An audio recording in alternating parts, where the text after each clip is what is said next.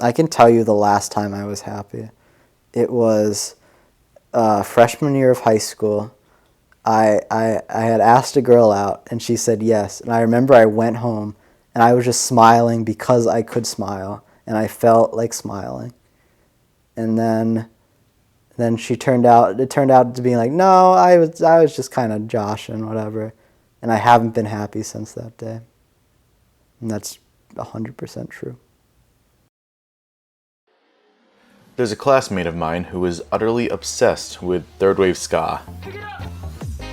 It's a lively genre, filled to the brim with electric guitar and booming horn sections. The late 90s saw a major burst for ska punk, with bands like Real Big Fish and the Aquabats finding major success. The entire genre was like one big party. It had its own dance. Then it stopped. It's 2020. Despite what MC Lars might tell you, ska has been dead for 2 decades now. The horn stopped blasting, Warped Tour has been retired for a few years, and nobody wants to pick it up anymore. But my classmate keeps skanking nonetheless. He just won't let it go. Ska is not dead, he tells me. We're film students, perhaps the most pretentious major there is.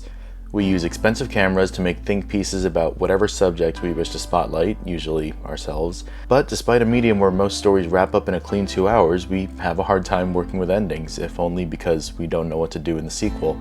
Or worse, if there isn't one. I am Eric James Andrews. I'm a human who lives on Earth currently.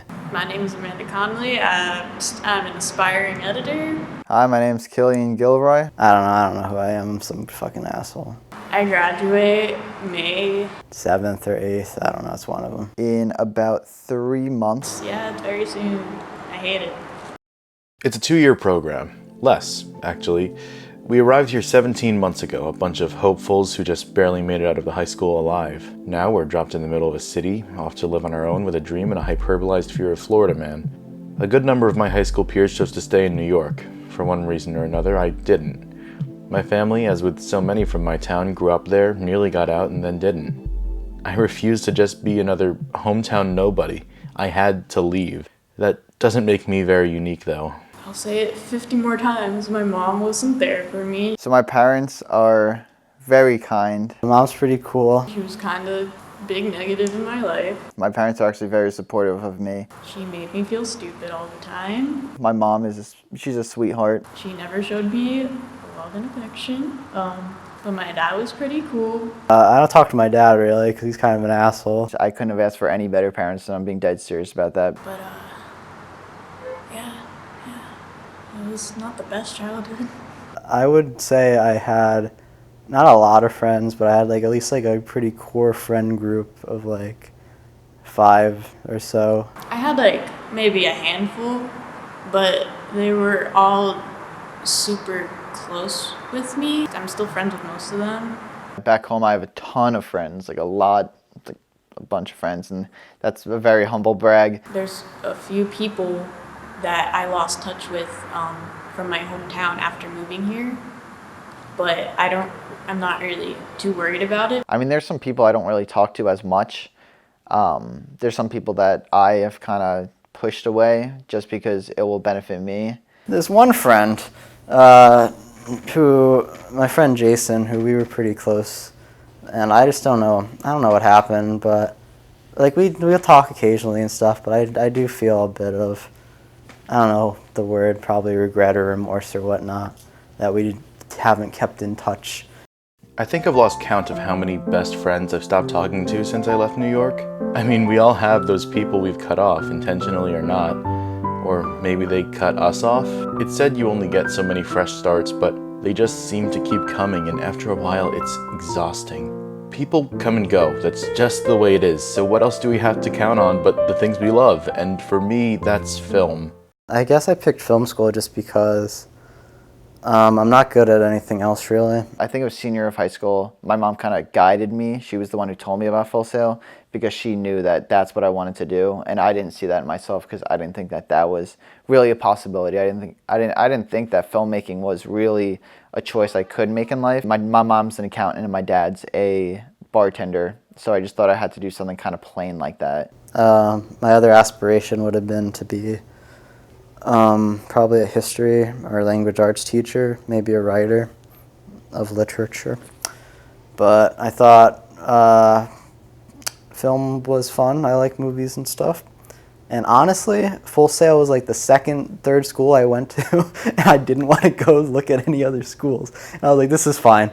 And that's what led us down this road. In like 5th grade, my friend from my class like showed me like Windows Movie Maker, and she told me she would make like Club Penguin music videos. So she would like go on Club Penguin, like record the screen and like add effects to it in Movie Maker, like along to a song. So I got like really into that like throughout like all of middle school, and that's what got me into editing, which is really ugly.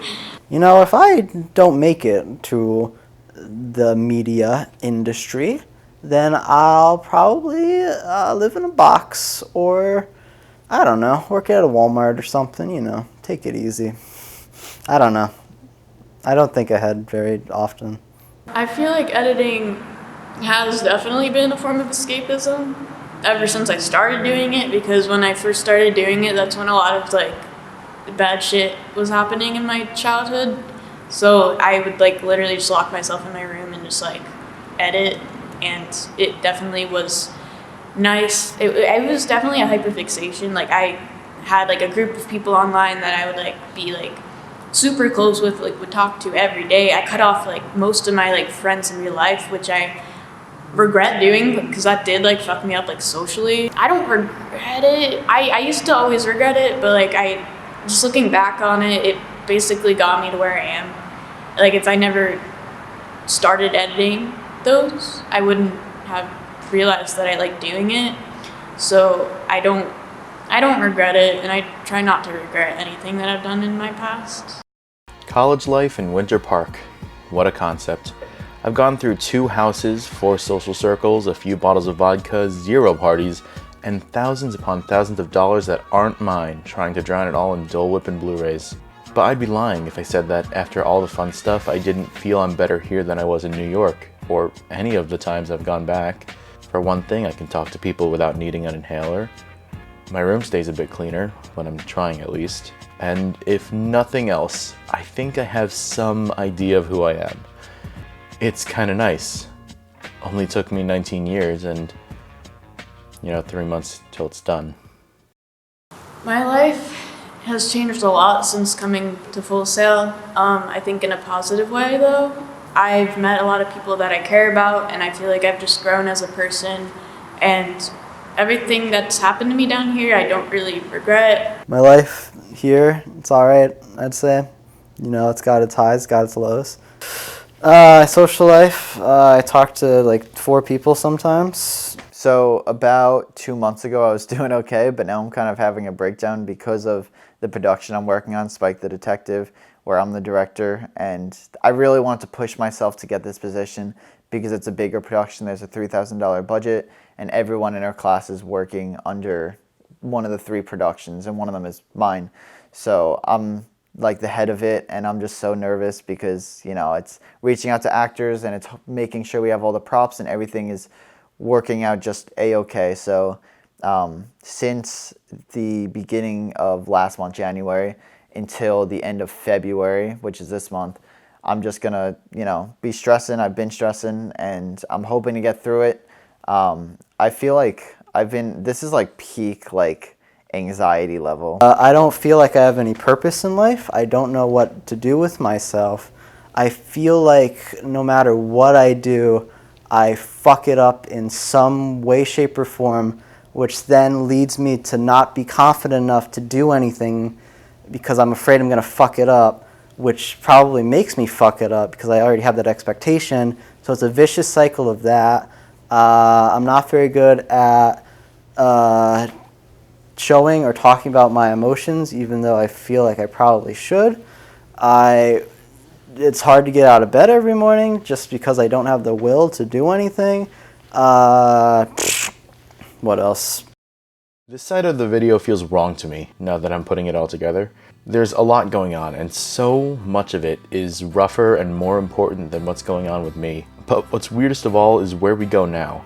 We all came here for different reasons, felt different ways, met different people, and the world led us here, brought us together, like life is a goddamn TV show and this is where we belong. But we have 3 months till we graduate. And then that's a series wrap. It's strange.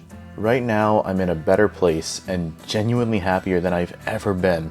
But that just makes my underlying anxiety toward the ticking clock even stronger. And for all of us, what the fuck do we do next?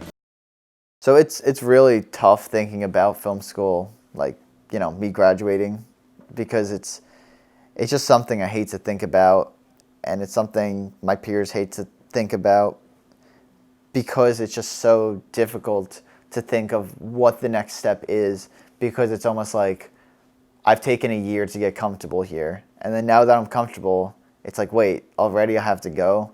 So it's like, and it's going to take me a while to get comfortable in the next position, and then the next one, and it's like, where do I begin? Working towards my future makes me feel more content in myself and more content in my future, because I'll have like a set plan, or like a form of a plan, because I hate not knowing. I literally, like, my first month down here, I like made a plan with my roommate to move to New York after graduation, because I just needed something to like look forward to, which I know that's not a good mindset either. You need to focus on the present, but I needed to like have it in the back of my head. Okay, I'll be fine after graduation. I won't have to go back home. I won't need to stress so much about what happens next. No one's ever really ready to, grow up or whatever. Like, I always say, like, I don't really like coming of age movies, and that's probably because I haven't come of age, and I haven't done any of that shit. So, like, I'm never ready to, like, just all of a sudden, like, I wasn't ready to, like, go to college or anything, but, like, here we are. Just kind of gotta persevere, I guess. Sometimes, like, I'll just be, like, in the car, and I'll be thinking, and I'll be like, like, I'll just, like, smile and think of all the good things that are happening right now. And, you just have to take those moments to really, like, relax and just, like, indulge yourself in all those good thoughts and memories that have gone by, because life's so short to, like, think about all the bad stuff. So sometimes I'll just, like stop myself from, like, stressing out, just think about all the good, and then, like, I'll just keep going. Bo Burnham once said, "Are you happy?" And I've been thinking about that. I'm happy currently. I would say I feel like I have definitely gotten closer with a lot of people, and I feel like I have options for when I graduate and like my future, and people that are in the same boat as me, and we can all like relate on that level, which is nice. So I'm happy that I formed these connections, and I'm happy that I have people, like a support system. I'm happy I realized that things can get better. You can make things better for yourself if you like attempt to, and I did, and it worked out. So I'm happier here than in Jersey. I wish there was a cleaner way to wrap things up. A nice sitcom ending where things stay the same and we all end up happy after 22 minutes, but that's just not happening. And maybe that's okay. I've started over a few times in the last couple years, and every single time I assumed it's the end, this irreversible screw-up that can only lead downhill. But every time, as exhausting as it is, I come out a bit better than I was before. And that's the one true commonality between all of us. We are all stronger because of the people we knew, even if we don't know them anymore. That doesn't change what's going to happen or what has happened. We're still going to graduate, and ska is still dead. But likewise, we still shared those last 20 months, and we can still blast the horn section like it's 1996. It's our choice what to do when the music we love stops charting. We can be mad at the current trends, we can long for a better time, or we can keep the playlist going and pick it up. Like, I feel like shit pretty much every day, but when I'm hanging out with you motherfuckers, it makes me feel some semblance of happiness, and that's all I can appreciate. It's the best. We're outie. All right, bye everyone. Have a good time.